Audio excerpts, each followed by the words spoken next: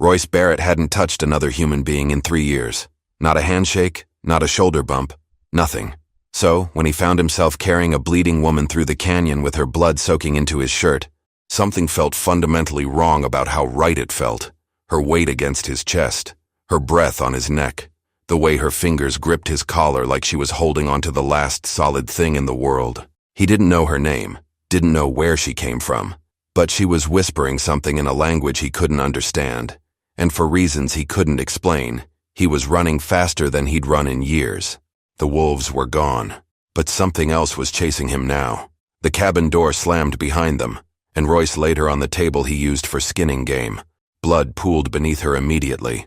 Her eyes rolled back, then snapped forward, locking onto his face with an intensity that made him step back. She tried to speak, choked on it, then managed one word in broken English. Help. He should have left her in the canyon. Should have kept writing when he heard the screams. Should have done what he'd done for 3 years, kept his head down, stayed out of other people's problems, survived alone. But her scream hadn't sounded like just fear. It sounded like rage, like she was fighting something twice her size and refusing to quit.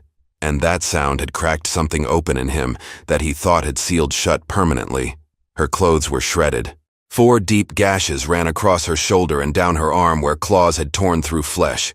Her leg was worse, puncture wounds from teeth that had locked on and tried to drag her down. The wolves had been starving. He'd seen it in their eyes when he'd charged in, rifle raised, heart hammering so hard he thought it might explode. He grabbed clean cloth from the shelf, pressed it against the worst wound on her shoulder. She gasped, body going rigid, but her eyes never left his face. There was something unnerving about her stare. Not gratitude, not fear, something else entirely. "You saved me," she whispered, the words barely audible.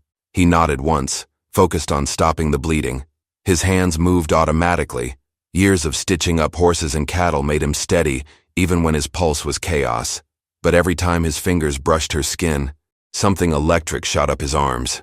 He told himself it was adrenaline, told himself it was the shock of breaking 3 years of isolation in the most violent way possible. He didn't believe himself. She watched him work with those dark eyes that seemed to see straight through his skull into every locked room he'd built inside himself. Her breathing slowed, steadied, her fingers uncurled from his collar, then reached up and touched his jaw. Just one finger, barely a brush of contact. He froze. "You have kind eyes," she said, her accent thick but her meaning crystal clear. But sad eyes. He pulled back, broke the contact, returned to wrapping her wounds. His jaw clenched so hard his teeth ached. He didn't want to be seen, didn't want to be read, didn't want whatever this was that was happening between them in the silence of his cabin with her blood on his hands and her warmth seeping into his chest. She let him finish, didn't speak again.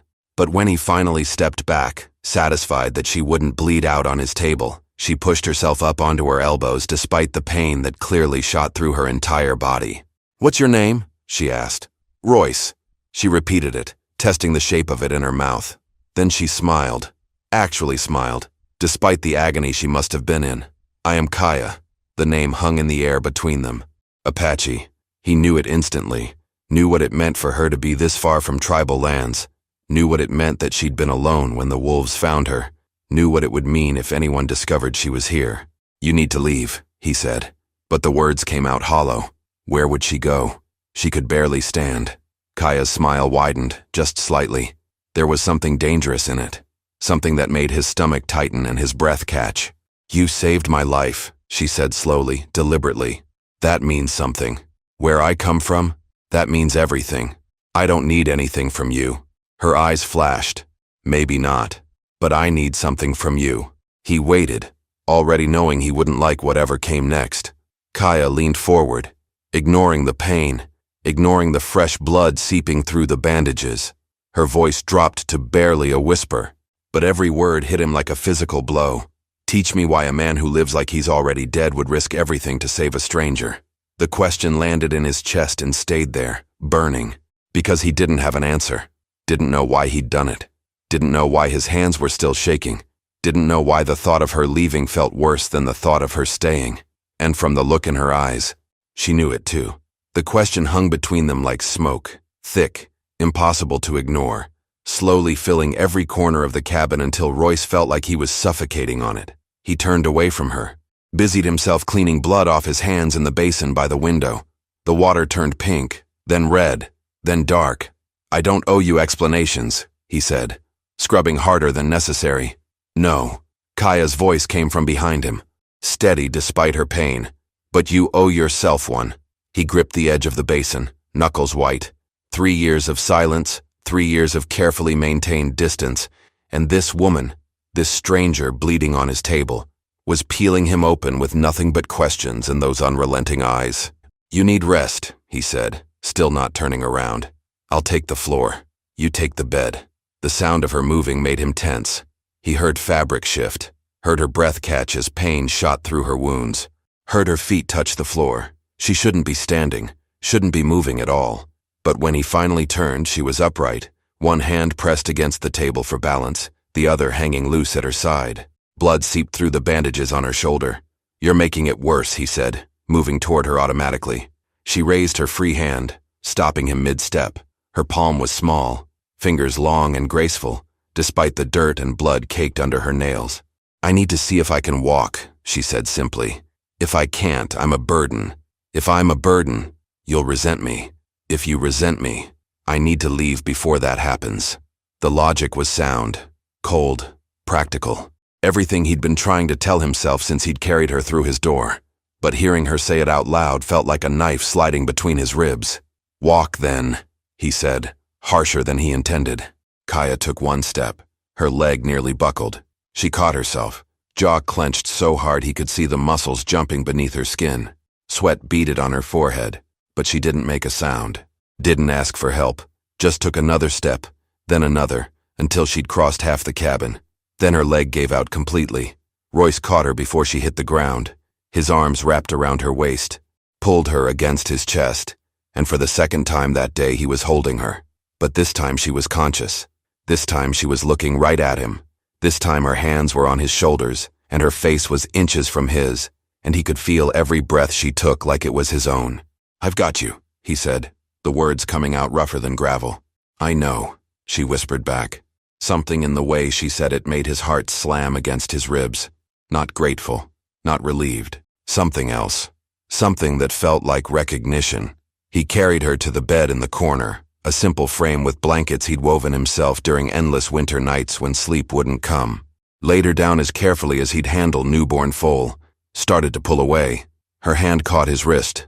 "Stay," she said, "just until I sleep. That's not, please." The word cracked something in him. He'd spent 3 years making sure no one could ask him for anything. No one could need him. No one could look at him with eyes that said they trusted him not to break them. But here she was, broken already, trusting him anyway. He sat on the edge of the bed, her hand still around his wrist. Her grip was weak but insistent. Her eyes were already starting to close, exhaustion and blood loss finally dragging her under. "Your wolves," she murmured, half conscious. Why were they so hungry? He stiffened. Not his wolves. Never his. But he knew what she meant. Knew this territory. Knew the pack that roamed these canyons. "Winter was hard," he said quietly. "Game's been scarce." She made a small sound that might have been understanding. Her thumb moved against his wrist. Barely a brush of skin on skin, probably unconscious, but it sent electricity straight up his arm. "You know what it's like," she whispered, eyes still closed. "To be so hungry you'd risk everything for one moment of warmth." He didn't answer. Couldn't answer. Because she was right. And that terrified him more than the wolves had. Kaya's breathing evened out. Her grip on his wrist loosened but didn't release. He should move. Should pull away. Should put distance between himself and whatever this was building in his chest like a storm he couldn't outrun. Instead, he stayed. Watched her sleep. Watched the way her eyelashes cast shadows on her cheeks. Watched the rise and fall of her chest beneath bandages soaked with her blood and his guilt, and something else he refused to name. Outside, wind howled through the canyon. Inside, the fire crackled low. And somewhere between the sound of her breathing and the feeling of her pulse against his skin, Royce realized he'd already made a choice he didn't remember making. He was going to let her stay. Not because she needed him, but because somewhere in the chaos of saving her life, he'd started needing her to survive. And that realization was more dangerous than any pack of starving wolves could ever be. Dawn came cold and merciless. Kaya's hand had fallen away from his wrist sometime in the night. Royce stood, every muscle in his back screaming from hours spent sitting rigid on the edge of the bed. He needed to check the horses, needed to secure the corral, needed to do something that felt normal, but when he reached the door, her voice stopped him cold. Royce. He turned. She was awake, propped up on one elbow, watching him with those eyes that saw too much. "They'll come looking for me." The words landed like stones in still water, ripples spreading outward, touching everything. His safety, her safety, the fragile peace he'd built in this isolated corner of the world. "Who?" he asked, though he already knew. "My people," she said simply. "And when they find me here, with you, everything changes. Everything changes." The words echoed in the cabin long after Kaya spoke them. Royce stood frozen at the door, his hand still on the handle, his mind racing through scenarios he didn't want to imagine. "How long?" he asked. She shifted, pain crossing her face as she moved. 2 days. Maybe 3. I was tracking game for 5 days before the wolves found me. They'll backtrack my trail. They're good at it. He turned to face her fully. "And when they find you here?" Her expression darkened. "It won't be pleasant. For either of us." Royce moved away from the door, back toward the bed. Not close enough to touch, but close enough to see the bruise forming along her jaw. Close enough to count the shallow cuts on her neck where branches had torn skin during her fight. "Why were you alone?" he asked. 5 days is a long time to track without a hunting partner. Kaya's eyes flickered with something that looked like shame, then defiance, then resignation. "Because I refused the marriage they chose for me. Because I told the elders I would choose my own path. Because I'm stubborn and proud and I thought proving I could hunt alone would make them respect my choice. And instead, I nearly died proving I was right to want freedom." The irony wasn't lost on him. She'd run from one cage straight into another, his cabin, his care, his world. But there was something in her voice that made his chest ache. He knew that tone, knew what it felt like to choose isolation over submission. "You could have died for that pride," he said quietly. "Yes." She met his eyes without flinching. "But I would have died free." The words hung in the air like a challenge.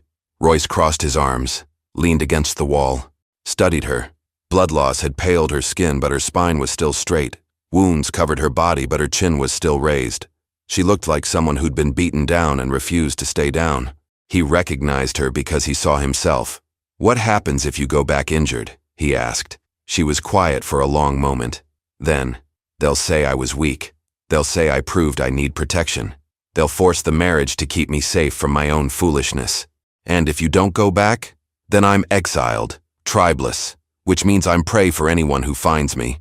Royce felt anger rising in his throat, anger at a system that gave her no real choices, anger at a world that punished women for wanting something beyond what men decided for them. But beneath the anger was something else, something that felt dangerously like hope. "How long before you can ride?" he asked. She blinked, surprised by the question.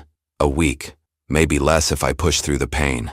"Don't push," he said firmly. "Heal properly. We have time." "We?" The word came out soft, questioning. Royce realized what he'd said, realized he'd just included himself in her future without meaning to. He should take it back, should correct himself, should make it clear this was temporary. Instead, he said, "You need supplies if you're going to survive alone. Food, weapons, a horse. I can provide those. But only if you're strong enough to use them." Kaya stared at him like he'd just offered her the world. Maybe he had. Maybe freedom was the only currency that mattered between them. "Why would you help me?" she asked, her voice barely above a whisper. Royce pushed off the wall, moved to the window where morning light was starting to filter through gaps in the wooden shutters. Outside, his land stretched empty and vast. Inside, his life had become suddenly terrifyingly complicated. "Because I know what it's like to run," he said, not looking at her. "And I know what it's like when no one helps you." The silence that followed felt heavy with unspoken things. He heard her shift on the bed, heard fabric rustle, heard her breath catch as pain flared. Then he heard her voice, steady and certain. "Royce." He turned. She was looking at him with an intensity that made his pulse jump. Her dark hair fell across her shoulders, tangled and wild. Her wounds were visible beneath torn fabric, but her eyes were clear and sharp, and absolutely focused on him. "When they come," she said slowly, "you need to tell them you found me unconscious and injured. Tell them you were going to bring me back as soon as I could ride." Tell them anything that keeps you safe. He frowned. And you? I'll tell them the truth. That you saved my life. That you showed me more respect in 2 days than they showed me in 20 years. She paused, something fierce crossing her face. That if they punish you for basic human decency, they prove exactly why I wanted to leave. You'll make it worse for yourself. I know, but I won't lie to protect men who would have let me die to prove a point. The conviction in her voice sent something through him like lightning. This wasn't just about freedom. This was about dignity. About refusing to be broken even when breaking would be easier. He found himself walking back to the bed. Found himself sitting on the edge again. Found himself close enough to see the gold flecks in her dark eyes. You're either very brave, he said quietly, or very foolish. Kaya smiled. Actually smiled. Despite everything. Can't I be both? Something in his chest cracked open wider. He'd spent 3 years avoiding this exact feeling. This pull toward another person. This dangerous caring that came with consequences he wasn't ready to face. But sitting there, watching her smile through pain, watching her choose truth over safety, watching her be exactly the kind of stubborn he understood in his bones, he realized it was already too late. She reached up slowly, giving him time to move away. When he didn't, her fingers touched his jaw, mirroring the gesture from the night before. But this time she let her hand stay. Let her thumb brush across his cheek. Let him feel the full weight of her attention. Thank you, she whispered, for not leaving me in that canyon. His throat went tight. He should say something, should pull away, should remember all the reasons this couldn't happen. Instead, he turned his face into her palm, just slightly, just enough to feel her warmth against his skin, just enough to admit what he'd been denying since he'd heard her scream. He'd saved her because something in that sound had woken him from a 3-year sleep. And now that he was awake, he didn't know how to go back. 3 days passed in a rhythm Royce had forgotten existed.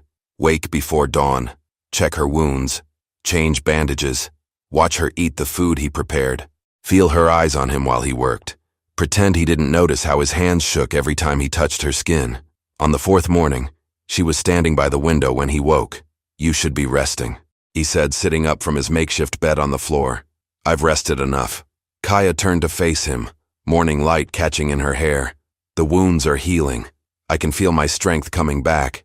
He stood, moved closer to inspect the bandages on her shoulder. She didn't flinch when his fingers pulled back the fabric. The gashes were closing cleanly, no signs of infection.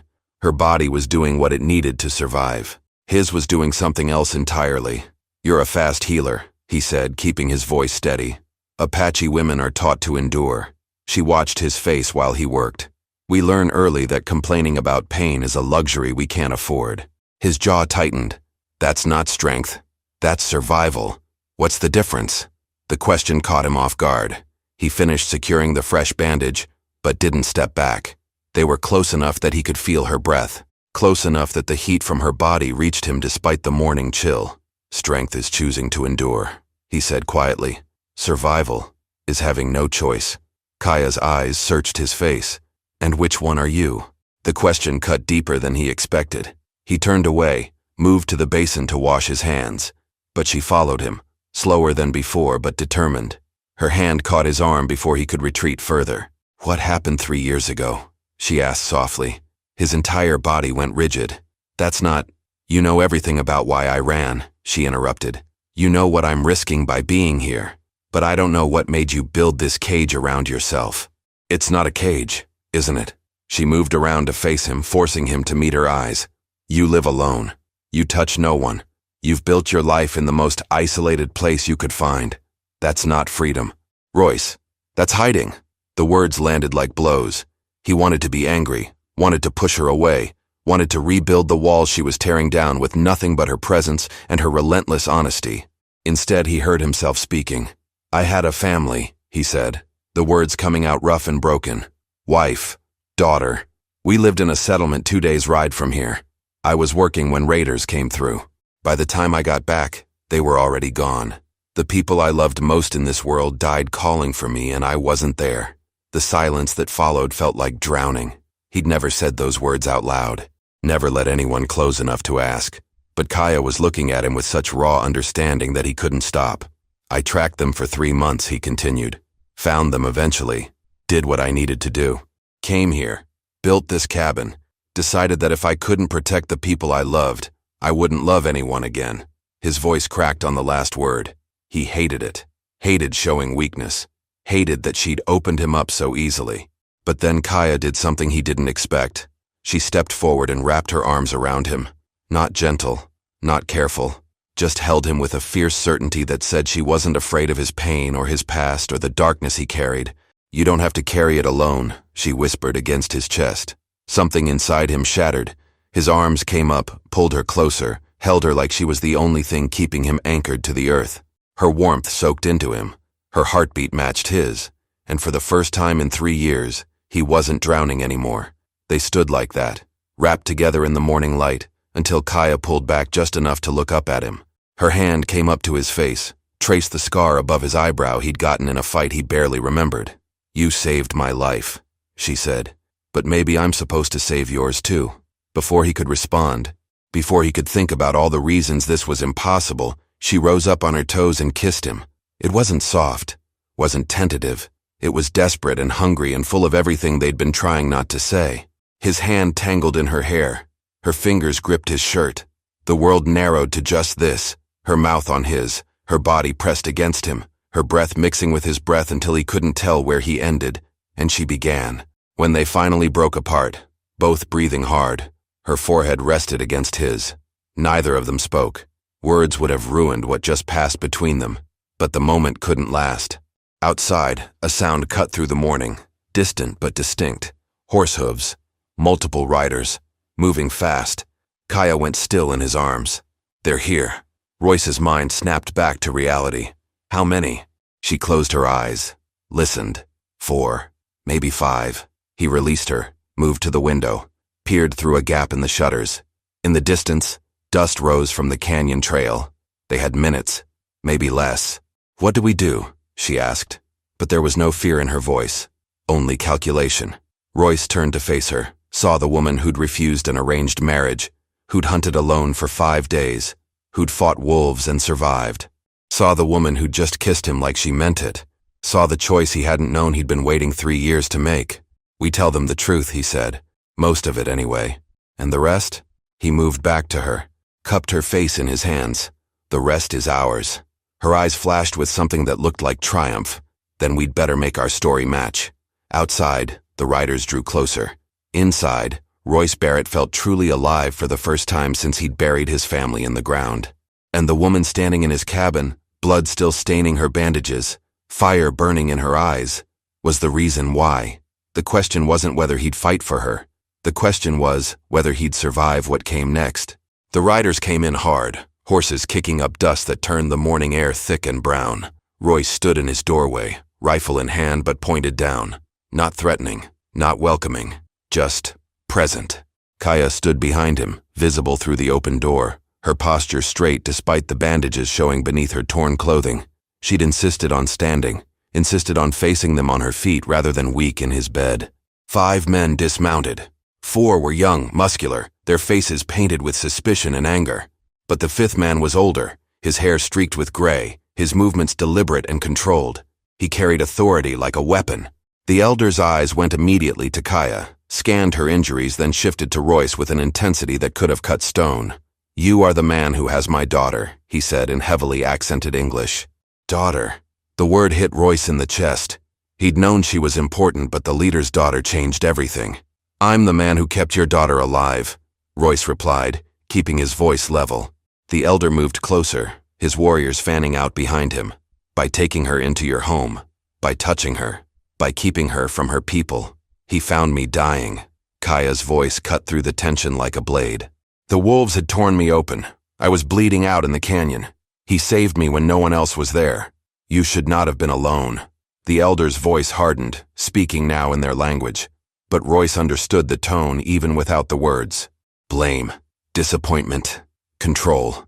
One of the younger warriors stepped forward, his hand on the knife at his belt. "She is promised to me. You have dishonored that promise." Kaya's laugh was sharp and bitter. "I dishonored nothing. I refused you before I left. I refuse you still." The warrior's face darkened. "You have no right." "I have every right," she snapped back, switching to English so Royce could follow. "This is my life, my body, My choice. And I choose to make my own path. The elder raised his hand, silencing the younger man. Then he turned his full attention to Royce. You will be compensated for your assistance. You will accept payment and forget you ever saw her. It wasn't a request. It was a command wrapped in courtesy. Royce felt Kaya tense behind him, felt the weight of what came next pressing down on both of them. He could take the payment, could let them ride away with her, could return to his safe, isolated existence where no one could hurt him because no one could reach him. But when he looked at the elder, he didn't see authority. He saw the same system that had tried to cage Kaya, the same thinking that said women were property, that choices could be made for others, that freedom was something to be granted rather than claimed. He thought about his wife, about how she'd laughed, about how she'd chosen him freely and fiercely, about how that choice had been the best thing in his life, until it was ripped away. And he realized that letting Kaya be taken back to a life she didn't want would be its own kind of death. She stays, Royce said quietly. The clearing went silent. Even the horses seemed to hold their breath. The elder's eyes narrowed. You do not understand what you are saying. I understand perfectly. Royce shifted his weight, didn't raise the rifle but didn't set it down either. She's healing. When she's ready, she'll make her own choice about where she goes. But I won't hand her over like she's a lost horse being returned to a stable. The warrior who'd been promised to Kaya lunged forward. You dare! The elder's hand shot out, grabbed the younger man's arm, stopped him cold. His eyes never left Royce's face. You would fight for her? If necessary. Why? You owe her nothing. You owe us nothing. Royce felt Kaya's hand press against his back, felt her standing with him, not behind him, felt the truth he'd been avoiding since he'd heard her scream echo through the canyon. Because some things are worth fighting for, he said, and she's one of them. The elder studied him for a long moment. Then he looked past Royce to his daughter. Kaya, is this what you want? She moved to stand beside Royce, her shoulder brushing his. Yes. You understand what this means? You will not be welcome in our camp. You will be separated from your people. I understand. Her voice was steady. I choose separation over submission. The elder's face showed nothing, but something shifted in his eyes. Pain, maybe, or respect, or both. Then you have made your choice, he said, and you will bear the consequences. He turned to leave, but the warrior Kaya had refused wasn't finished. His hand went to his knife, pulled it free. If I cannot have her, no one will. He moved fast, but Royce was faster. The rifle came up, hammer cocking in one smooth motion. The sound stopped the warrior mid-stride. Don't, Royce said softly. Walk away. For a heartbeat, the world balanced on the edge of violence. Then the elder spoke sharply in their language. The warrior's jaw clenched, but he sheathed his knife. This is not over, the warrior said in broken English, his eyes burning into Royce. Yes, Kaya said, her voice cold and final. It is. The warriors mounted their horses. The elder paused, looked back at his daughter one last time. There was something in his expression that looked like goodbye. Then they rode away, dust swallowing them until they were just shapes in the distance. Royce lowered the rifle, felt the adrenaline draining out of him, leaving his hands shaking. He'd just made an enemy of an entire tribe, had just put himself between a woman and her people, had just thrown away every bit of safety he'd carefully constructed, and he didn't regret a single second of it. Kaya turned to him, her face unreadable. You didn't have to do that. Yes, he said. I did. Why? She was standing so close he could see gold flecks in her dark eyes. Could see the question beneath the question. Could see that what she was really asking was whether this was real, or if he'd just made a tactical choice in the heat of the moment. Royce reached up, cupped her face in his hand. Because when you kissed me, he said quietly, I stopped being the man who wanted to be alone, and I don't know how to go back.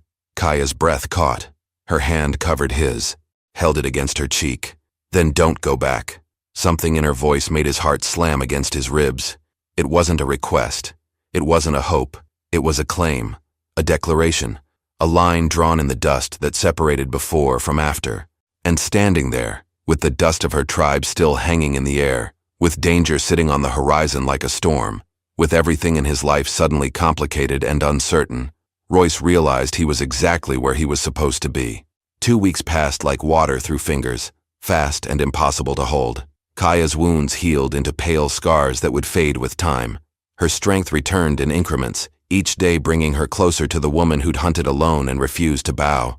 But something else was happening between them that had nothing to do with healing, and everything to do with the way she looked at him across the cabin, the way his hands lingered when he helped her stand, the way silence between them felt heavier than words.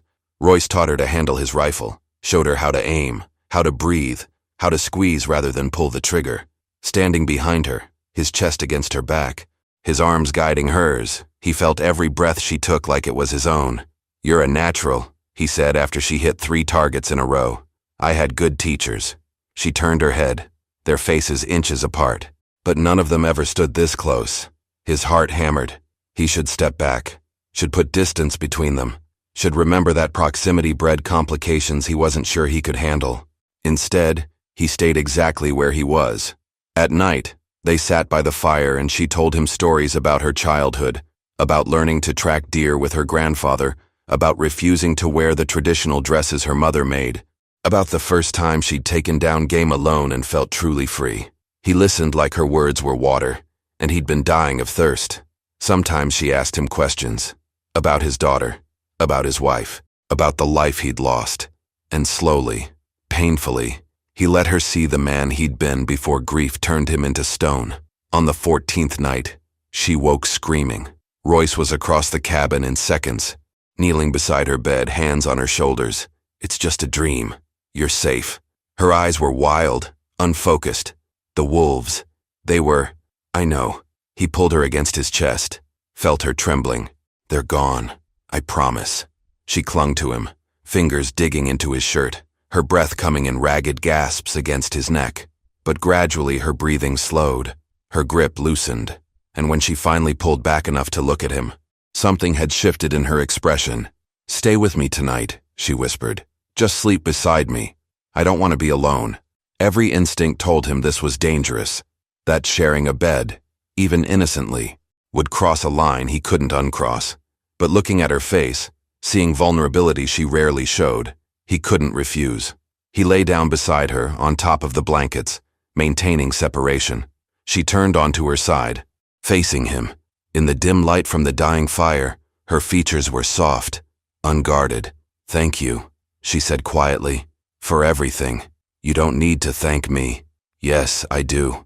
She reached out, traced the scar above his eyebrow again, the gesture becoming familiar between them. "You gave me something I never had. Choice." He caught her hand, held it against his face. "You gave me something too." "What?" A reason to stop hiding. The words hung between them, heavy with meaning. Her thumb brushed his cheekbone. His pulse jumped. The space between them felt electric, charged with everything they hadn't said, everything they'd been carefully not doing for 2 weeks. "Royce," she whispered, and the way she said his name made something in his chest crack wide open. He closed the distance between them, kissed her with everything he'd been holding back. Her arms came around his neck, pulled him closer. The blankets between them became meaningless as their bodies pressed together, as her mouth opened beneath his, as 3 years of loneliness and 2 weeks of denial burned away in the heat of wanting something real. When they finally broke apart, both breathing hard, her forehead rested against his. Her eyes were dark and intense and absolutely certain. "You're mine now," she said, the words somewhere between declaration and question. "If you want to be." The phrase landed in his chest and stayed there. Not a claim of ownership, not a demand, but a truth she was offering him. The chance to belong to someone again, to be chosen, to matter to another human being in a way that made isolation impossible. He thought about his wife, about the way she'd looked at him on their wedding day, about the love he'd lost and sworn he'd never risk again. And he realized that grief had taught him the wrong lesson. The lesson wasn't to never love again. It was that love, even when it ended in loss, was worth every moment of the risk. "Yes," he said, his voice rough with emotion. "I want to be yours." Something fierce and triumphant flashed in her eyes. "Then I'm yours too. No taking it back." "No taking it back," he agreed. She kissed him again, softer this time, sealing the promise between them. Then she settled against his chest, his arms wrapped around her, her breath evening out as sleep found her again. But Royce stayed awake, staring at the ceiling, feeling her heartbeat against his ribs. He'd just promised himself to a woman who'd been exiled from her people, who had enemies that wanted her back or dead, who had chosen freedom over safety at every turn, and he'd do it again without hesitation. Outside, the wind picked up, carrying sounds from the canyon. In the distance, coyotes called to each other. Closer, something moved through the brush near the corral, rustling branches and disturbing his horses. Royce tensed, listening harder.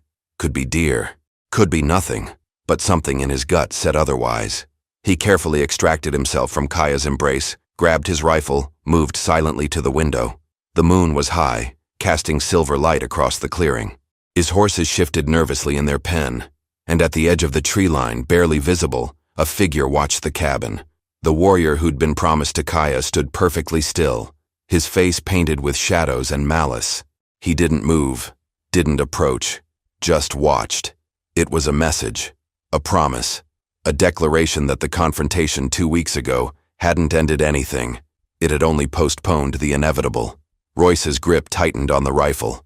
He could shoot from here, could end the threat before it escalated. But killing a man in cold blood, even an enemy, wasn't something he could do without becoming someone he didn't want to be. So instead, he made sure the warrior saw him, made sure the man understood that Kaya wasn't unprotected, that claiming her would cost more than he might be willing to pay. For a long moment, they stared at each other across the clearing. Then the warrior melted back into the darkness, gone as silently as he'd appeared. But the message was clear. This wasn't over, and when it came to a head, blood would be spilled. Royce returned to the bed, slid back beside Kaya.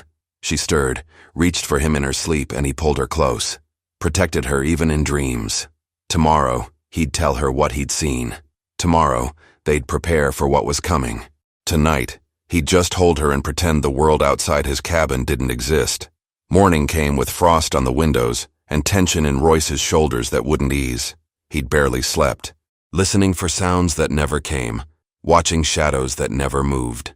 Kaya woke to find him already dressed, rifle cleaned and loaded, his face hard in a way she hadn't seen since the day her tribe arrived. "What happened?" she asked, sitting up. "He was here last night." The warrior, watching the cabin. Her expression didn't change, but something flickered in her eyes. Recognition, not surprise. She'd known this would come eventually. What did he do? Nothing. Just watched. Royce moved to the window, scanned the tree line. But that's worse than an attack. It means he's planning something. Kaya stood, moved to stand beside him. Her hand found his arm. "He won't stop until he gets what he wants, which is me. Dead or returned to the tribe. Either proves his point." She looked up at him. "But I won't let him have either." Royce turned to face her fully. "This isn't your fight alone anymore. I know, that's what scares me." She touched his face, the gesture tender despite the tension in the air. "I can accept consequences for my choices, but I can't accept you paying for them." "Too late," he said simply. "I made my choice the moment I pulled you off that table and decided you mattered." Before she could respond, the sound of approaching horses cut through the morning. But this time, it wasn't 5 riders. It was 3, and they weren't stopping at the edge of the clearing. They rode straight to the cabin, dismounted before their horses fully stopped.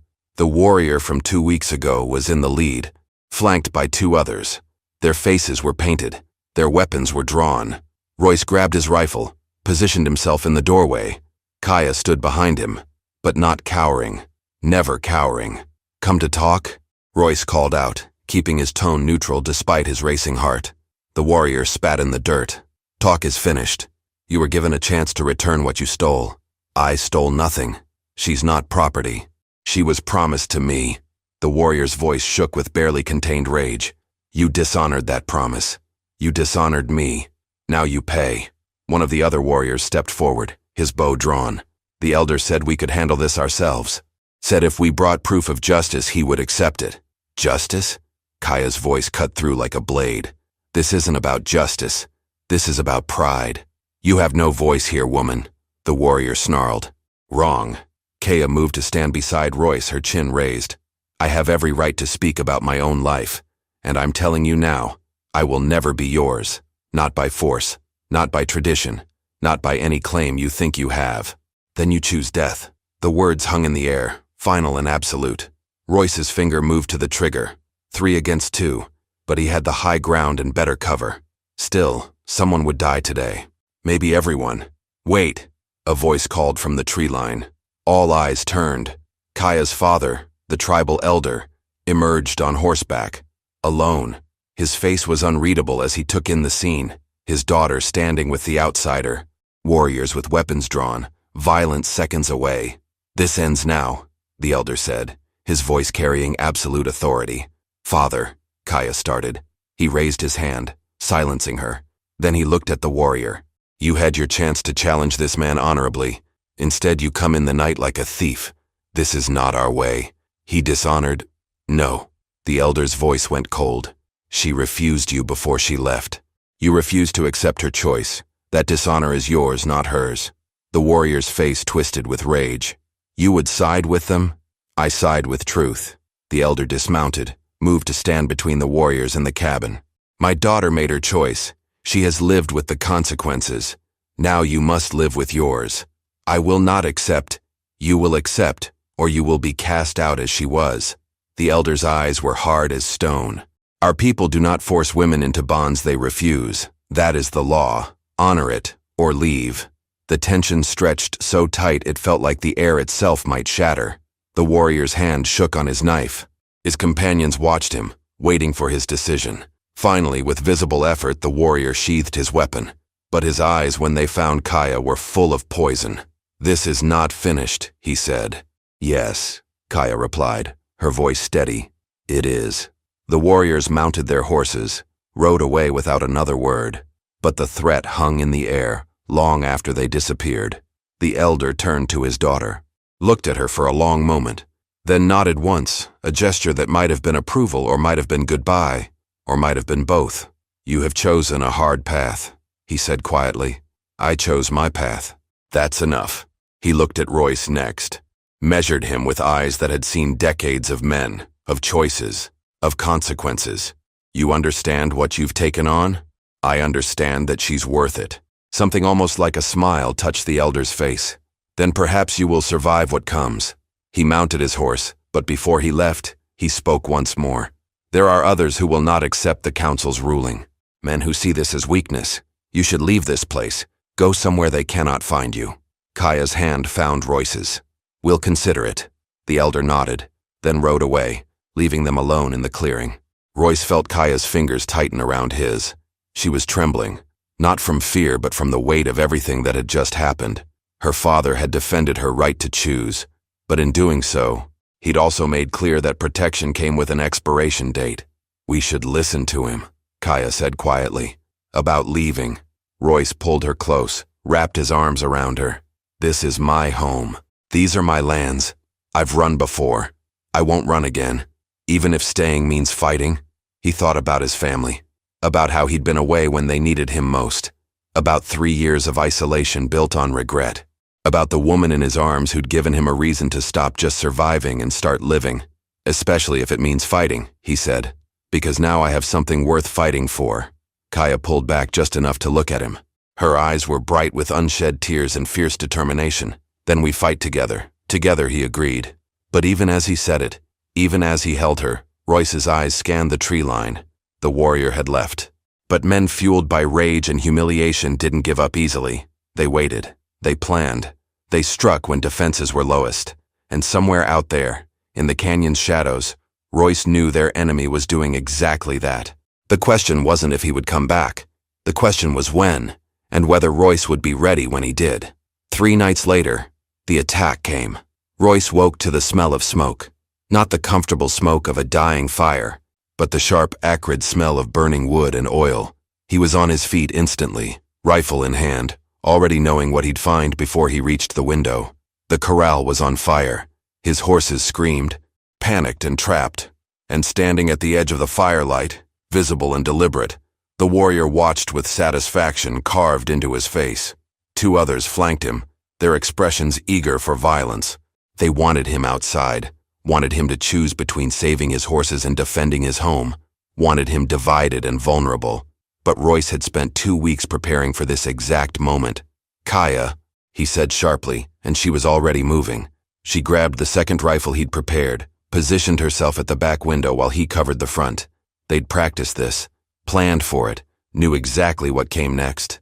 "The horses," she said, pain in her voice. "I know." His jaw clenched. But if we go out there, they'll kill us both. The horses or our lives. That's the choice they're giving us.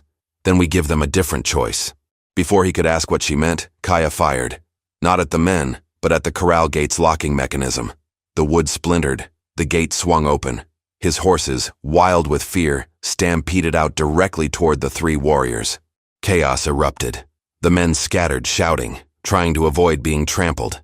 One went down, caught under hooves.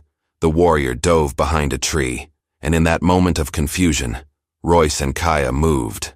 They came out opposite sides of the cabin, rifles raised, positioning themselves so the warriors were caught between them. The firelight turned everything into sharp contrasts of light and shadow. Smoke made eyes water, but Royce's aim was steady. "It's over," he called out. "Leave now, or don't leave at all." The warrior emerged from behind the tree, knife drawn, rage making him reckless. "You think you've won? You think you can keep her?" "I don't keep her," Royce said. "She stays because she chooses to. Then she chooses death." The warrior lunged, but not at Royce. At Kaya, moving fast, using the smoke as cover, closing the distance before she could aim. But Kaya didn't need to aim. She'd been hunting since she was a child, tracking animals that moved faster and more unpredictably than any man. She sidestepped, swung the rifle butt, connected with his jaw with a crack that echoed across the clearing. The warrior went down hard. His knife skittered away, and when he looked up, both rifles were pointed at his face. The other two warriors had fled, leaving their companion alone and defeated in the dirt. "You lost," Kaya said, her voice cold and final. "Not because he's stronger than you. Not because I chose him over you. You lost because you never understood that I was never yours to win." The warrior's face twisted with humiliation and rage. But beneath it, Royce saw something else. Recognition. The understanding that this truly was over. "Go," Royce said, "and don't come back." For a moment, it looked like the warrior might refuse, might choose death over the shame of retreat. But survival instinct won out. He dragged himself to his feet, stumbled toward the tree line, disappeared into darkness. The fire still burned, but the corral was mostly intact. His horses had scattered but would return by morning. And standing beside him, rifle still ready, was the woman who'd fought alongside him like they'd been doing it for years instead of minutes. Royce lowered his weapon, looked at her, really looked at her. Kaya stood in the firelight, her hair wild, her face smudged with smoke, her eyes fierce and alive. She'd faced down the man who'd tried to claim her, had defended herself and him without hesitation, had proven that freedom wasn't just something she wanted, it was something she could fight for and win. She lowered her rifle, turned to him, smiled despite everything. "That was your plan? Risk the horses? Best bad option we had." She laughed, the sound bright and unexpected in the aftermath of violence. Then she moved to him, wrapped her arms around his neck, kissed him hard. Relief and adrenaline and triumph all mixed together in that kiss. When they broke apart, he pressed his forehead to hers. "You know they might come back." "Let them," she said. "We'll be ready." And looking at her, Royce believed it. Believed they could face whatever came. Believed that together was stronger than alone. Believed that the 3 years he'd spent hiding from life had been necessary to lead him exactly here.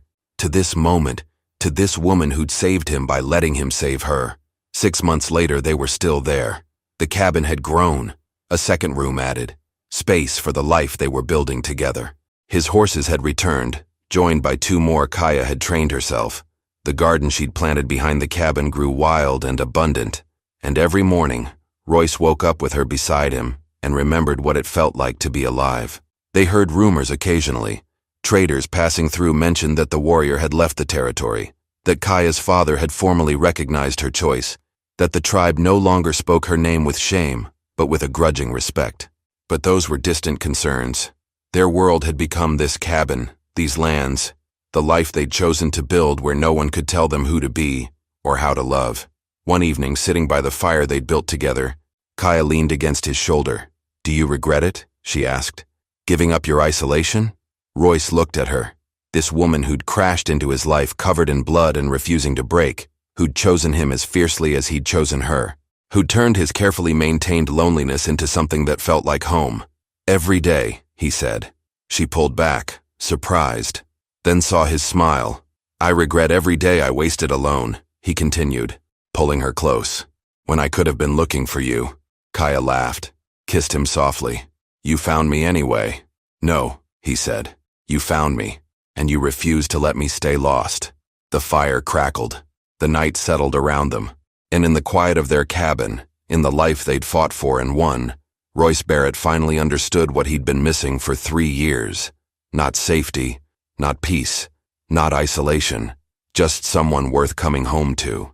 If you enjoyed this story, click the video on your screen now to watch another unforgettable tale from the untamed West, where courage and destiny collide in ways you never expected. Don't forget to subscribe and consider a super chat to help us keep bringing you more stories like these. Your support means everything to us. He woke up next to the chief's giant daughter. At dawn, 321 warriors waited for the wedding. Dalton Pierce opened his eyes to find himself in a wooden dwelling he didn't recognize, lying next to a woman whose presence filled the entire space. Kimimela, the chief's daughter. She was still asleep, her breathing steady, her frame taking up most of the bedding they somehow shared. Outside, he heard it. Voices, hundreds of them. The rhythmic sound of feet shifting in dirt. The low murmur of an enormous crowd that had gathered before the sun fully rose. His heart hammered against his ribs as fragmented memories from the night before tried to piece themselves together. He'd helped her carry supplies, heavy crates she'd been struggling with near the trading post. She'd thanked him, offered him food, invited him to rest. That was it. Nothing more. So why was he here? And why did it sound like half the territory was standing outside? Kimimela's eyes opened. She didn't look surprised to find him there. That should have been his first warning. She sat up slowly, and Dalton was reminded again of her size. She stood nearly 6 feet tall, with shoulders broader than most men he'd traded with. Her presence wasn't just physical. It was the way she held herself, like she'd never questioned her right to take up space. She glanced at him, then toward the door. No panic, no confusion, just calm acceptance. That's when the fear really set in. You need to get dressed, she said. Her voice was steady, matter of fact. Dressed for what? Dalton pushed himself up, his mind racing. What's happening out there? She reached for a leather vest draped over a wooden chair. The ceremony. What ceremony? Kimimela paused, turning to face him fully. For the first time, something flickered across her expression. Not quite amusement, not quite pity. You slept under my roof, unmarried. The entire community knows by now. Dalton's stomach dropped. I don't understand. You accepted my hospitality. You stayed the night. In our tradition, that's a declaration. A declaration of what? Intent to marry. The words hit him like a physical blow. He stumbled backward, his boot catching on the edge of a woven blanket. That's not what I meant. I didn't know. I just needed a place to sleep. Intention doesn't matter. Action does. She fastened the vest, then moved toward a small table where elaborate jewelry waited. Turquoise, beadwork, the kind of adornments worn for important occasions. My father counted them this morning. 321 warriors. Every man of fighting age in our community. They're all here to witness. Witness what? She picked up a necklace, holding it up to catch the early light filtering through gaps in the wooden walls. Our marriage, or your refusal. She let that hang in the air for a moment, then added almost casually, refusal would be seen as an insult. To me, to my father, to everyone waiting outside. Dalton's throat went dry. What happens if I insult them? Kimimela met his eyes. Her expression was unreadable. You're a smart man, Dalton. You can figure that out. Outside, the murmuring grew louder. Someone called out in a language Dalton didn't understand. Another voice answered. Then another. The sound built like a wave approaching shore. Kimimela walked to the door, her hand resting on the wooden frame. She didn't open it yet, just stood there, her back to him, waiting. The silence between them stretched impossibly long. Finally, she spoke again, her voice quieter this time. Almost too quiet. They'll want an answer soon. My father isn't known for his patience. Dalton stared at her broad shoulders, at the way morning light caught the beadwork on her dress, at the door she hadn't opened.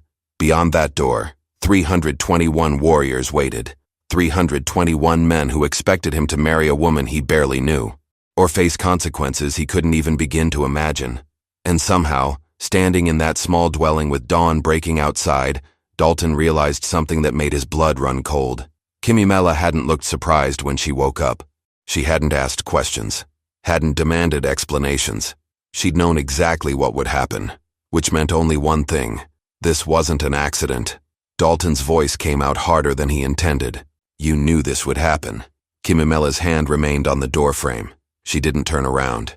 Yes, you knew that if I stayed here, they'd expect us to marry. Yes. The simplicity of her answers made it worse somehow. No guilt, no apology, just confirmation. Dalton felt heat rising in his chest. Not just fear anymore. Anger. So you trapped me. You invited me in. Made it seem like simple hospitality, knowing full well what it meant to your people. Now she turned. Her dark eyes met his without flinching. I didn't trap you. I gave you an opportunity. An opportunity? His laugh came out bitter. To marry a stranger or die? That's your idea of opportunity? To be chosen? She took a step closer. Even in the confined space, she moved with deliberate control. Do you know how many men have asked to marry me? 63. Every single one of them looked at me like I was a prize to be won, or a burden to be managed. None of them saw me. They saw the chief's daughter. They saw status, power, land. And I'm different? Dalton shot back. You don't even know me. I know enough. She moved past him, reaching for a leather pouch on the table. I watched you yesterday at the trading post, before I asked for your help. You were negotiating with old man Pearson. He tried to cheat you.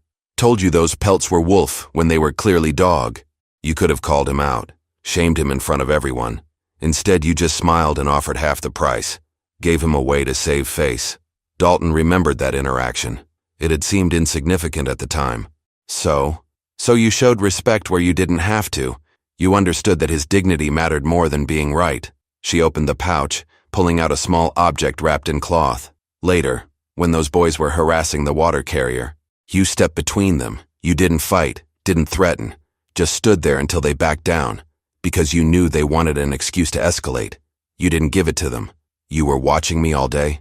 I was looking for someone. She unwrapped the cloth, revealing a carved wooden figure, a bird in flight. My mother made this before she died. She told me that I should choose a man the way she chose my father, not by how loud he talks or how strong he appears, but by watching how he treats people who can't benefit him. Dalton stared at the carving. Outside, someone shouted something. The crowd responded. The sound rolled through the morning air like thunder. Time was running out. That still doesn't give you the right to decide for me. You're right, it doesn't. Kimimela set the carving down carefully.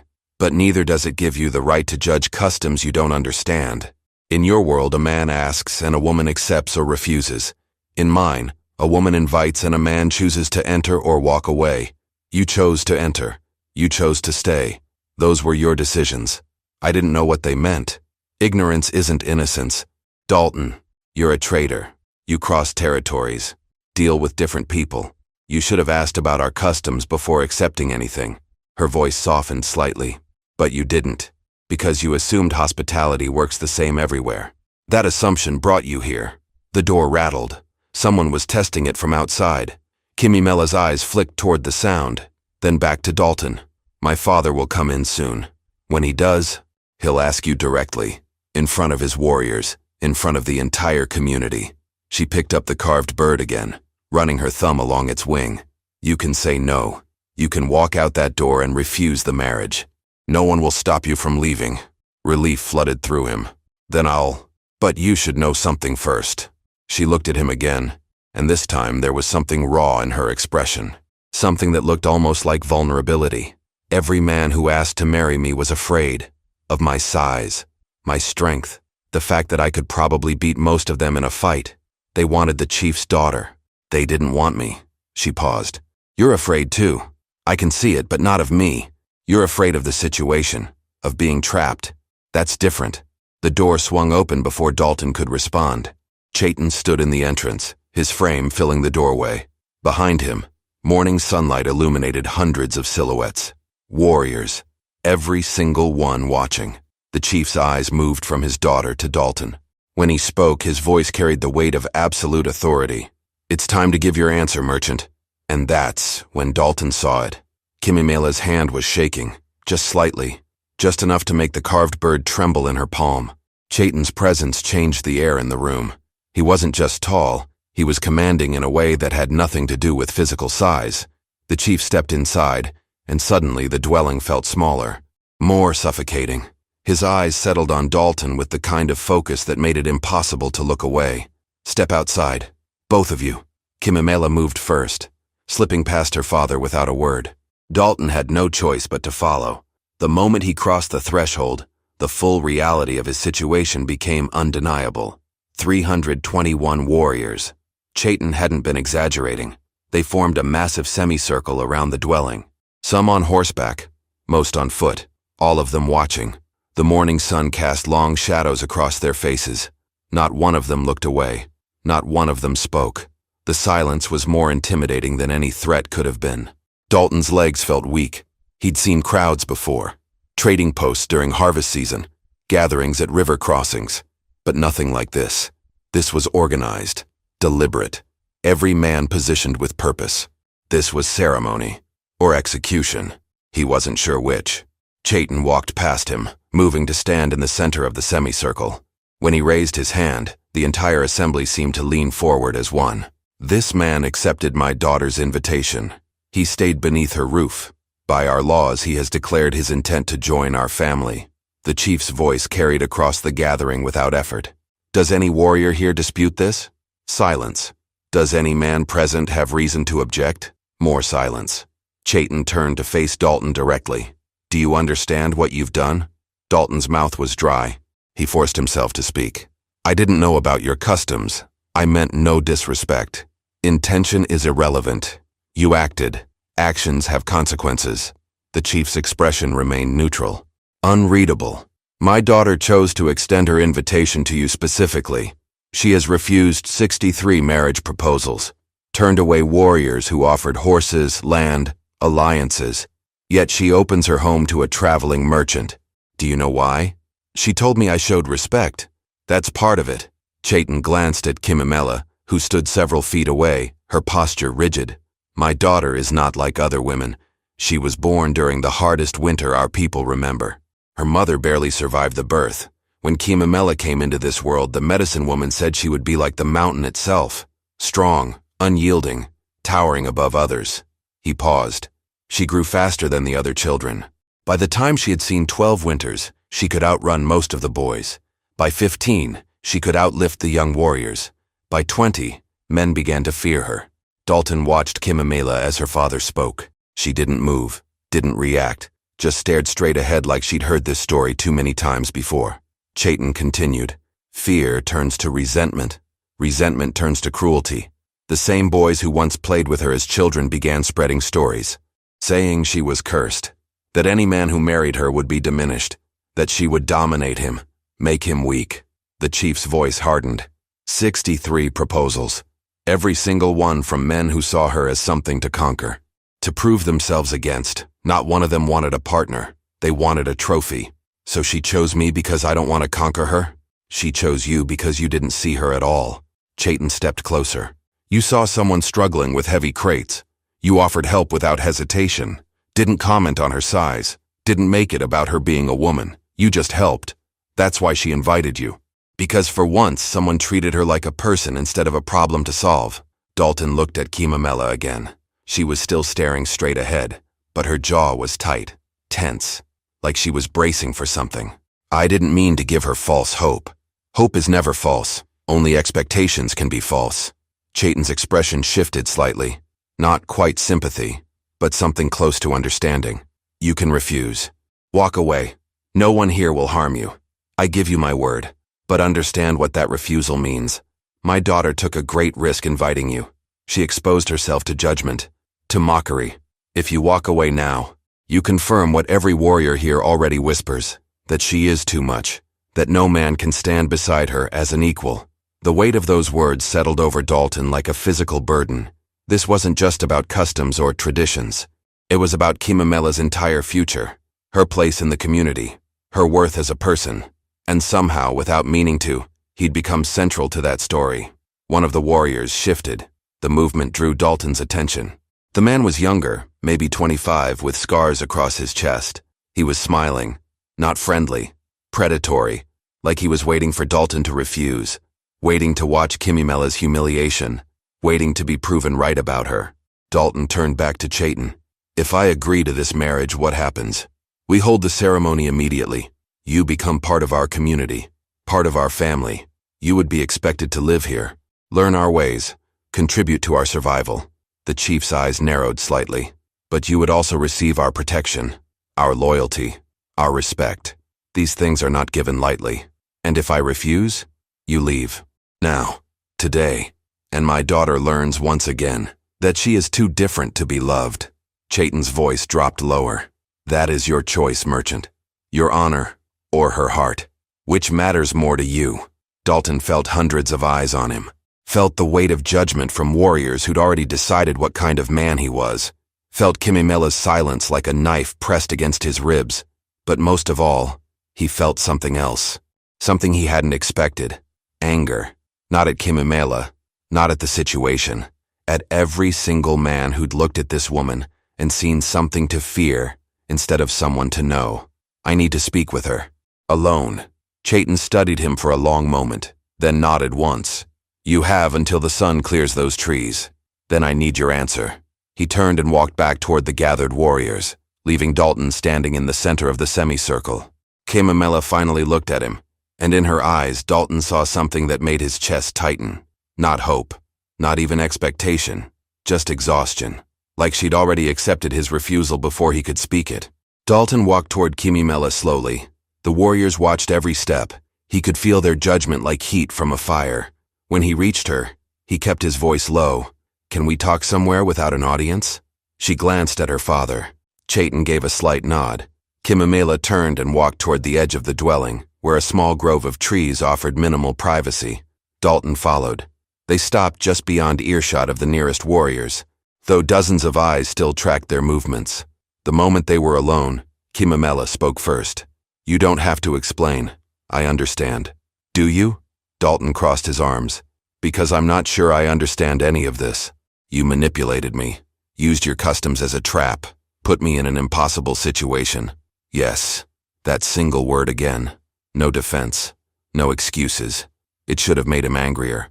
Instead, it just made him tired. Why me, Kimimela? Really, not the story about watching me be respectful. The real reason. She looked away, toward the horizon where the sun was climbing steadily. Because you were leaving. What? I asked the trading post manager.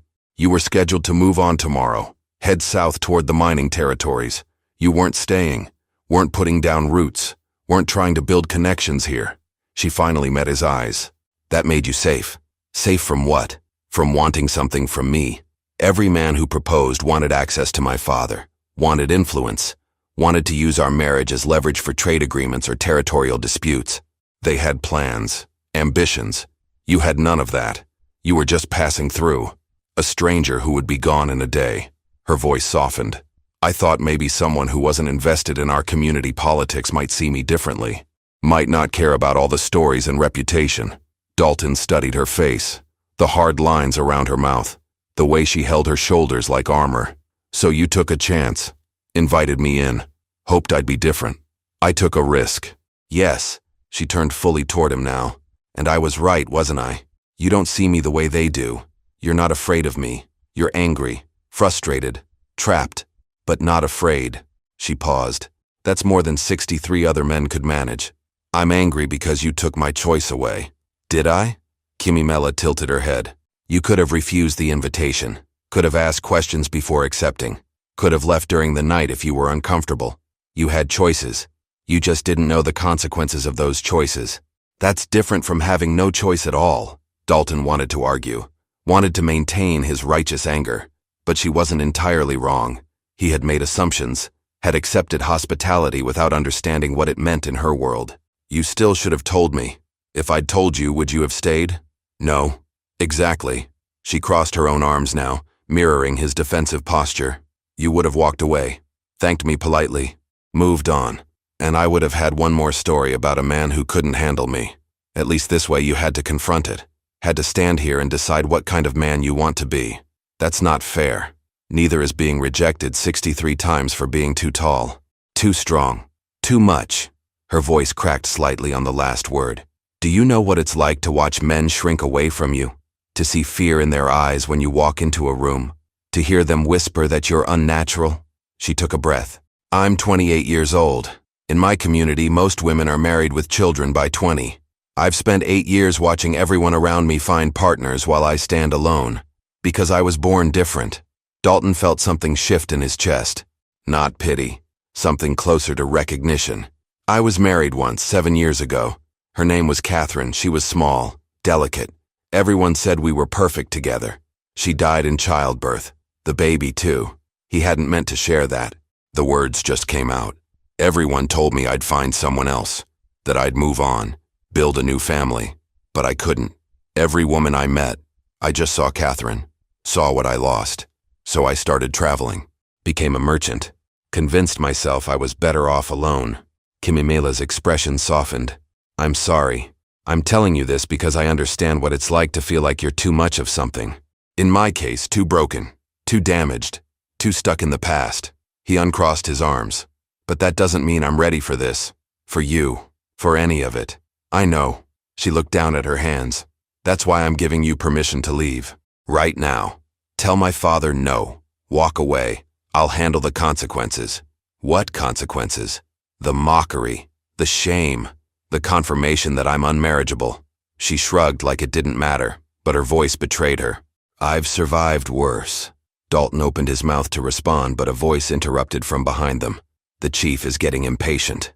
It was the young warrior with the scars, the one who'd been smiling earlier. He stood at the edge of the trees, his expression smug. Or maybe the merchant needs more time to decide if he's man enough for Kimimela. Kimimela's entire body tensed. Dakota, this isn't your concern. Everything involving the chief's family is my concern. Dakota stepped closer. He was tall, muscular, with the kind of confidence that came from never being challenged. Especially when an outsider disrespects our traditions, makes a mockery of our customs by hesitating. He has every right to consider his choice, Kimimela said. Does he? Dakota's eyes flicked to Dalton. I proposed to you 3 times. Each time you refused immediately. Didn't even consider it. But this merchant gets a private conversation? Special treatment? What makes him so different? The jealousy in his voice was obvious. This wasn't about tradition or customs. This was personal. Dalton felt a cold certainty settle over him. Dakota had been one of the 63, and he'd never gotten over the rejection. You want to know what makes him different? Kimimela's voice turned sharp. He didn't propose. Didn't offer horses or land or promises. Didn't treat me like a transaction. That's the difference. Dakota's smile turned cruel. So he trapped you without even trying. Must be embarrassing. The great Kimimela, reduced to tricking strangers into marriage because no warrior will have her. Kimimela moved forward before Dalton could react. She closed the distance between herself and Dakota in 2 strides. When she spoke, her voice was dangerously quiet. Walk away. Now. But Dakota didn't move.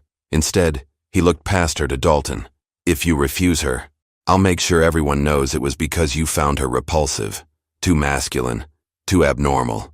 I'll make her a story that gets told around every fire for the next 10 years. And that's when Dalton understood. This wasn't just about Kimimela's dignity. This was about power. About control. About men like Dakota who couldn't handle rejection and needed to punish women who dared to say no. Dalton stepped forward, positioning himself between Kimimela and Dakota. You finished? Dakota's smile widened. The merchant has a backbone after all. I'm not interested in your games. Dalton kept his voice level. But I am interested in why you care so much about what I decide. If Kimimela rejected you, that's between you and her. This has nothing to do with you. It has everything to do with me. Dakota's hand moved to the knife at his belt. Not threatening, just resting there. A reminder. I'm one of the chief's most trusted warriors. I protect this community. That includes protecting it from outsiders who think they can walk in and take what they want without understanding what it means. I didn't take anything. You took her invitation, her hospitality, her reputation. Dakota's voice rose slightly, loud enough that nearby warriors could hear.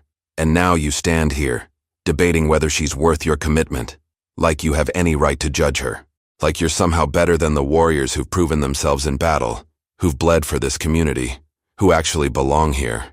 Several warriors had moved closer now, not surrounding them exactly, just watching, listening, waiting to see what would happen. Dalton recognized the tactic. Dakota was building an audience, making this public. If Dalton backed down now, he'd look weak. If he escalated, he'd look like an aggressor. It was a trap disguised as a confrontation. Kimimela's hand touched Dalton's arm. Don't. He wants you to react. Wants an excuse to challenge you formally. Challenge me to what? Combat. Single combat. First blood. It's within his rights as a warrior who objected to the marriage. She kept her voice low. If he draws blood from you in front of witnesses, it voids the engagement. Proves you're not strong enough to stand beside me. Dakota heard her explanation. His smile became triumphant. She knows the law. So let me make this simple, merchant. Refuse the marriage and walk away with your dignity intact. Or accept it and face me. Prove you're worthy. Prove you can protect the chief's daughter the way a real warrior would. He drew his knife slowly. What will it be? Dalton stared at the blade. It wasn't large. Maybe 6 inches. Sharp enough to be deadly but designed for precise work. Hunting, skinning. The kind of weapon a man carried for practical purposes. Dakota held it loosely, confidently, the way someone holds a tool they've used 1,000 times. Dalton had never been in a knife fight. He'd thrown a few punches in his trading days, wrestled drunk men out of saloons.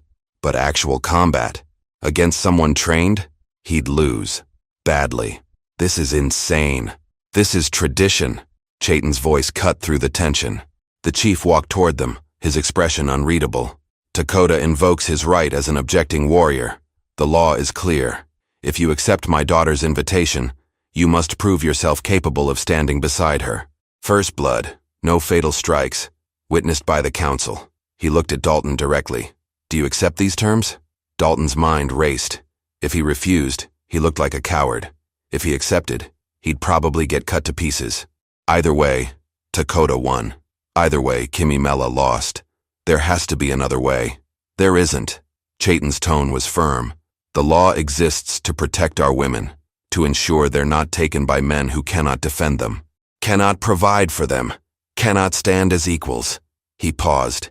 If you truly care about my daughter, you'll prove it. If you don't, you'll walk away. Those are the only options. Kimimela pulled on Dalton's arm, turning him to face her. Her eyes were urgent. Just leave. Please. This isn't worth bleeding over. Dakota is one of our best fighters. He's been training since childhood. You're a merchant. There's no shame in admitting that. There's shame in running. Dalton looked past her at Dakota, who was practically glowing with anticipation, especially when someone's trying to humiliate you just to salvage their own ego. Then let me fight him. Kimimela's voice dropped. Let me face him instead. Chayton shook his head. You know that's not permitted. A woman cannot fight a challenge meant for her intended. It would void the engagement immediately. So I'm supposed to just stand here and watch him get hurt. You're supposed to trust that if he's meant to be with you, he'll find a way. The chief's eyes softened slightly when he looked at his daughter. And if he's not, then it's better to discover that now. Kimimela's jaw tightened. She looked at Dalton with something between desperation and resignation, like she'd already seen the outcome and didn't want to witness it again. Dalton took a breath. His hands were shaking. He wasn't a fighter, wasn't a warrior. He was a merchant who'd accidentally walked into something far bigger than himself. Every logical part of his brain screamed at him to walk away, to apologize, to leave this community and never look back. But then he thought about Dakota's threat, about spreading stories, about making Kimimela a joke, about punishing her for daring to choose differently, and something in him hardened. I accept the challenge. Dakota's grin was predatory. Finally, the merchant grows a spine. But I have one condition. Dalton turned to Chayton. If I draw first blood, Dakota has to accept the marriage, publicly.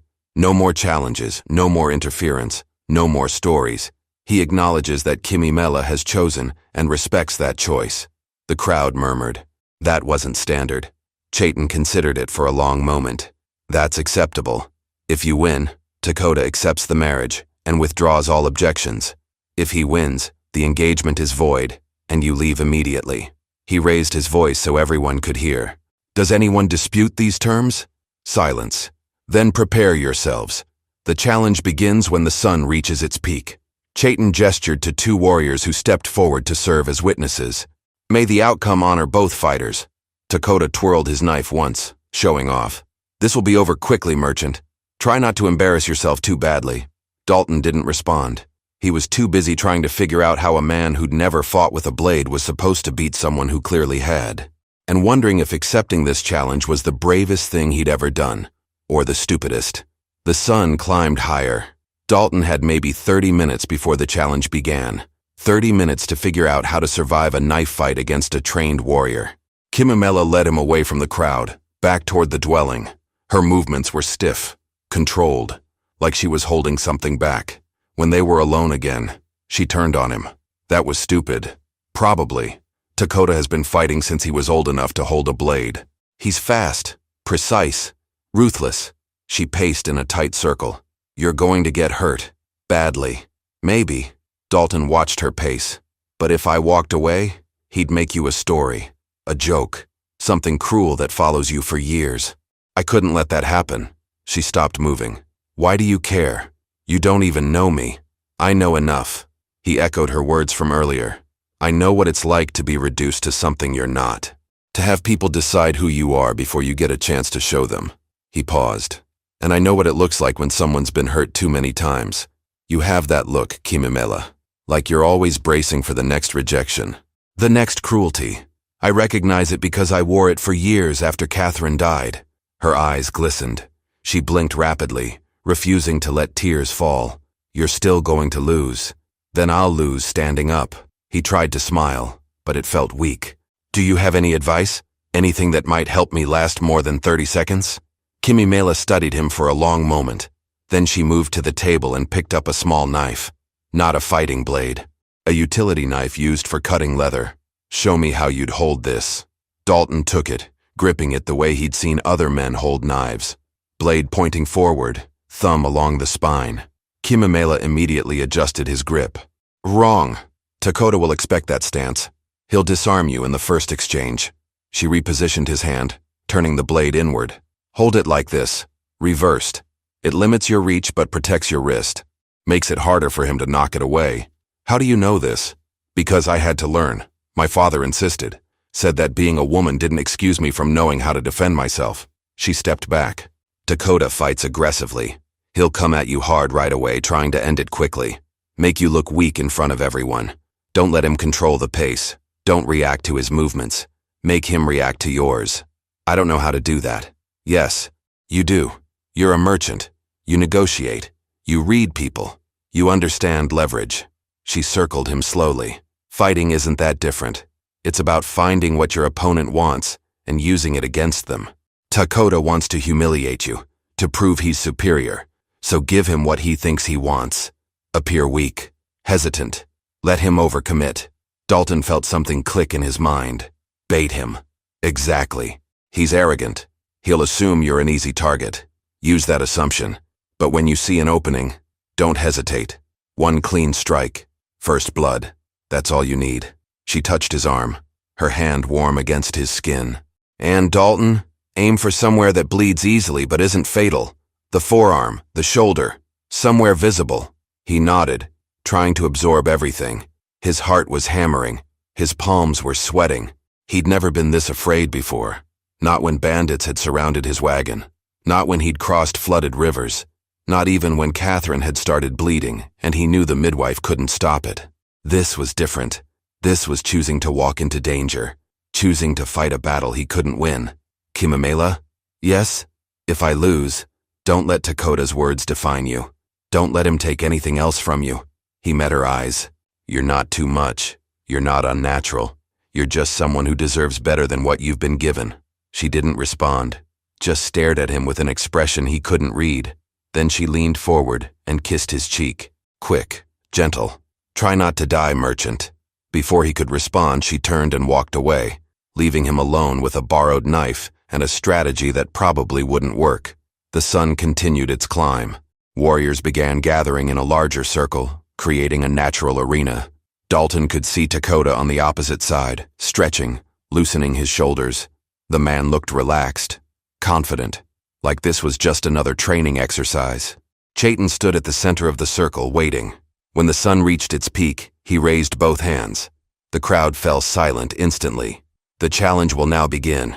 First blood determines the victor. No fatal strikes, no interference from witnesses. His eyes found Dalton. Step forward. Dalton's legs felt wooden as he walked into the circle. Every eye tracked his movement. 321 warriors watching, judging, waiting to see him fail. Dakota entered from the opposite side, twirling his knife casually, showing off for the crowd. When they stood 10 feet apart, Chayton spoke again. "Do both fighters understand the terms?" "I do," Dakota said. Dalton's voice came out rougher than intended. "I do. Then when I step back, you may begin." Chayton looked at each of them in turn. "Fight with honor." He stepped backward, clearing the space between them. For a moment, neither man moved. Then Dakota's smile turned vicious. "Last chance to run, merchant." Dalton shifted his grip on the knife, holding it the way Kimimela had shown him. Reversed. Defensive. "I'm not running." "Then let's see what you're made of." Dakota lunged forward, closing the distance in 2 explosive steps. His blade came up fast, aimed at Dalton's exposed shoulder. The fight had begun. Dalton barely dodged the first strike. Dakota's blade passed so close he felt the air move against his skin. He stumbled backward, arms flailing for balance. Not fake, genuine panic. The crowd murmured. Dakota's smile widened. He'd seen weakness. Exactly what he wanted. Pathetic. This is the man Kimimela chose? He advanced again, his movements controlled. Predatory. "Maybe I should just end this quickly. Save everyone the embarrassment of watching you fumble." Dalton kept backing up, his knife held awkwardly. "Let him think you're helpless. Let him get overconfident." Dakota feinted left, then struck right. Dalton twisted away, but not fast enough. The blade caught his shirt, tearing fabric but missing skin. Close. Too close. "You're just delaying the inevitable," Dakota said. He was playing to the audience now. Voice raised. "Look at him. He can barely hold his weapon.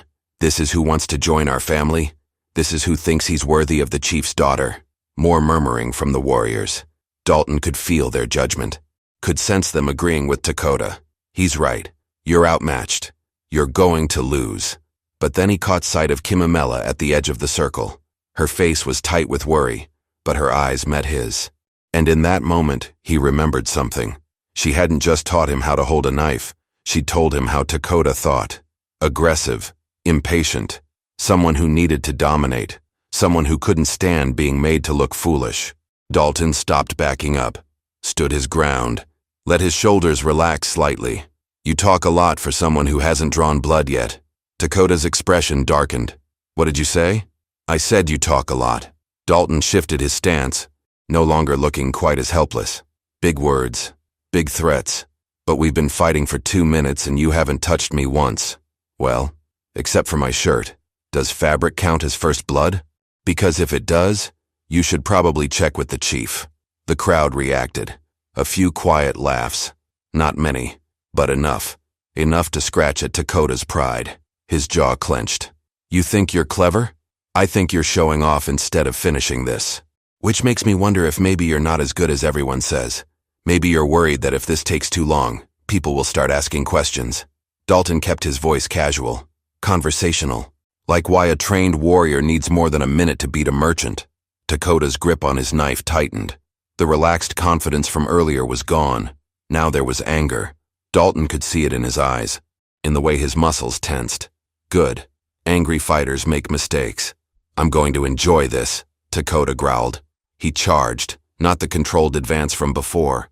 This was pure aggression, all power, no strategy. Exactly what Dalton had been waiting for. At the last second, Dalton dropped to one knee. Dakota's blade passed over his head, the momentum carrying the warrior forward. Dalton rose as Dakota stumbled past, and in that moment of imbalance, he struck. Not a wild slash. One precise movement. The reversed grip Kimimela had taught him. His blade caught Dakota's forearm just below the elbow. A clean cut. Not deep, but enough. Blood welled immediately, bright red against brown skin, visible to everyone watching. The crowd went silent. Dakota froze, staring at his arm in disbelief. Chayton stepped forward, his expression unreadable. He examined Dakota's wound, then looked at the witnessing warriors. They nodded confirmation. The chief raised his voice. First blood has been drawn. The merchant is victorious. The words seemed to echo in the sudden quiet. Dakota turned to face Dalton, his face twisted with rage and humiliation. For a moment, Dalton thought the man might attack again anyway, might ignore the rules entirely. But then Chayton placed a hand on Dakota's shoulder. "It's done, warrior. Honor the outcome." Dakota jerked away from the chief's touch. He looked at Dalton with pure hatred. "This isn't over." "Yes, it is." Chayton's voice carried absolute authority. "You invoked the challenge. You accepted the terms. You lost. Now you will honor your word. Acknowledge the marriage. Withdraw your objections. Publicly." Dakota's hand trembled. The knife fell from his grip, landing in the dirt. "I acknowledge the marriage." The words came out forced, bitter. "I withdraw my objections." "And?" Chayton prompted. "And I respect Kimimela's choice." Each word seemed to physically hurt him. "She has chosen. I accept this." Chayton nodded once, then turned to address the gathered warriors. "The challenge is complete. The objection is resolved. Let no one question this union." He looked at Dalton. "You have proven yourself capable, proven yourself worthy. Tonight we hold the ceremony." The crowd began to disperse, warriors talking among themselves. Their tones had changed. Where there had been skepticism before, now there was something closer to respect, or at least acceptance. Dalton stood in the center of the circle, his hand still gripping the knife, his heart still pounding. He'd won, somehow, against impossible odds. He'd actually won. Kimimela appeared beside him. She didn't say anything, just took the knife from his hand gently, their fingers brushing. Her eyes were bright with something that might have been tears, or might have been relief, or might have been something else entirely. "That was the stupidest, bravest thing I've ever seen. I learned from watching you." He managed a shaky smile. "You said to make him overcommit. I just talked until he did." "Talking? That's your weapon." She almost laughed. Almost. "A merchant who wins fights with words." "It's what I know." Dalton looked at her fully now. This woman who had manipulated him into this situation, who had gambled everything on a stranger, who stood taller than him and probably could have beaten Dakota herself if tradition allowed it. "I guess we're really doing this then. Getting married. You can still refuse. You won the challenge. Satisfied the terms. No one would blame you for walking away now. Would you blame me?" She considered the question seriously. "No. You've already given me more than I had any right to ask for. You stood up for me when you didn't have to. Fought for me when you didn't know how. That's more than 63 other men ever did." Dalton realized he was still standing in the middle of the circle. Warriors were watching, waiting to see what he'd do next.